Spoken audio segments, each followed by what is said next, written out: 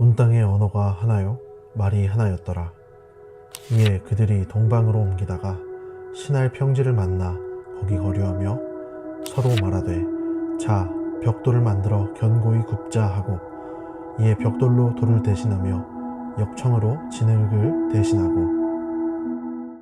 닐베라 르베님 베니스르파. 네, 웬 마법 주문 같은 소리가 났죠. 네, 이 말은 히브리 말입니다. 번역하면 우리가 벽돌을 만들자, 그리고 우리가 단단하게 굽자 라는 말인데요. 별로 좋은 말은 아니니까요, 외우실 필요는 없겠습니다. 이 말은 누가 했던 말이냐면 노아 홍수 이후에 그 자손들이 했던 말입니다. 홍수 사건을 겪었던 인간들은 또다시 서로가 흩어지는 일이 생기지 않도록 하기 위해서 탑을 짓기로 했습니다. 그들은 하나님을 알지 못했습니다. 단지 더 이상 흩어지기는 싫었습니다.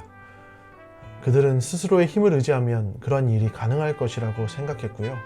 그래서 그들은 우리가 벽돌을 만들자, 우리가 단단하게 굽자 라면서 성읍과 탑을 쌓아 하늘에 닿게 하기를 원했습니다. 이것이 얼마나 어리석은 일입니까? 하나님을 대적하고자 하는 인간들의 모습, 자신이 하나님처럼 이 땅 위에서 군림하고 싶어하는 그런 인간들의 모습은 너무 무모하고 어리석어 보이기도 합니다. 그런데 인간들의 계획을 보시며 하나님께서 하신 말씀이 다음과 같습니다. 우리가 내려가서 거기서 그들의 언어를 혼잡하게 하여.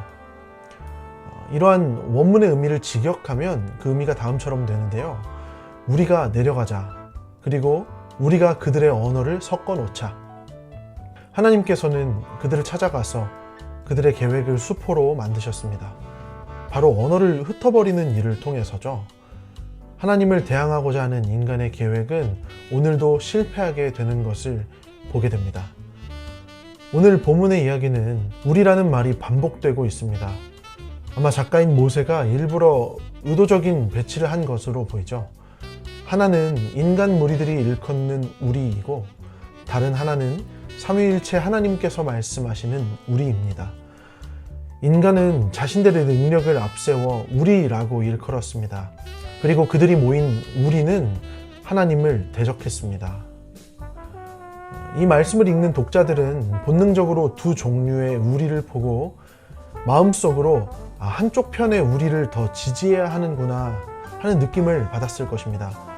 그리고 여러분도 모두 느끼셨죠? 이 세상이 말하는 우리가 아니라 바로 삼위일체 하나님께서 말씀하시는 우리를 더욱 믿고 따라야 한다는 사실을 말이죠.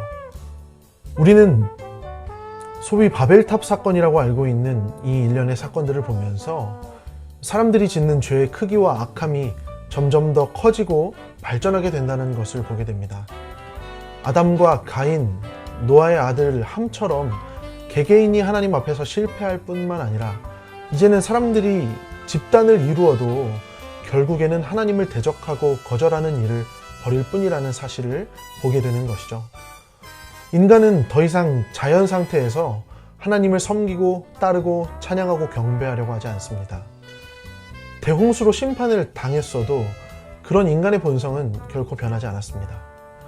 오늘도 우리는 말씀 속에서 어김없이 그러한 인간의 뿌리 깊은 불가능성을 재차 확인하고 있는 것이죠. 우리 청년 여러분들께서도 세상이 더 악해지고 있다는 것을 모두 체감하실 것입니다. 우리가 살아가는 오늘날은 우리가 과거에는 상상조차 하지 못했던 각종 극악한 범죄들이 공공연히 일어나는 것을 봅니다. 인간이 짓는 죄는 시간이 갈수록 더 악랄하며 사악해지는 것 같습니다.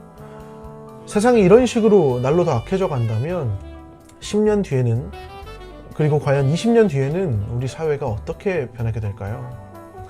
이렇게 날로 악해져 가는 사회를 보면서 예수를 믿지 않는 사람들조차도 이제는 사람들이 더 선하고 아름다워질 필요가 있다고 말할 정도입니다. 그렇다면 여러분, 사람들의 마음을 더 선하게 만들 수 있는 방법은 무엇이 있을까요? 나라의 법규를 더 강화해서 지은 죄보다 형량을 더 강하게 선고하면 사람들이 법률을 두려워하는 마음으로 마음의 죄악을 다 사라지게 할 수 있을까요? 아니면 지금보다 도덕교육을 더 열심히 시키면 이 인간 안에 들어있는 하나님을 대적하고자 하는 마음이 모두 사라지게 될까요? 결코 그렇지 않을 것입니다. 아마 오늘 말씀도 우리에게 그것을 말해주고 있는 것 같아요. 사람들 마음에 자리 잡힌 죄악이 어떤 방식으로도 사라지지 않는다는 것을 말이죠. 그런데 이 인간들을 감화할 수 있는 한 가지 방법이 있습니다. 그것은 바로 하나님의 사랑과 은혜입니다. 하나님께서는 이러한 죄인들을 위해 자신의 아들을 내어주심으로 우리를 향한 자기의 사랑을 확증하셨습니다. 하나님을 영화롭게 할 마음이 없고 계속해서 그를 대적하며 심지어 자기 아들을 보내줘도 그를 핍박하며 십자가에 못 박았던 우리 인간들은 그 사랑을 받을 자격이 전혀 없어 보이지만 하나님은 그런 인간이어도 그들을 사랑하시며 그들을 구원하기로 작정하신 은혜의 하나님이십니다. 그 은혜의 하나님을 생각할 때 우리는 이제 우리가 우리의 인생을 통해 하나님을 영화롭게 하는 삶을 살고 싶다고 고백하지 않을 수 없을 것입니다.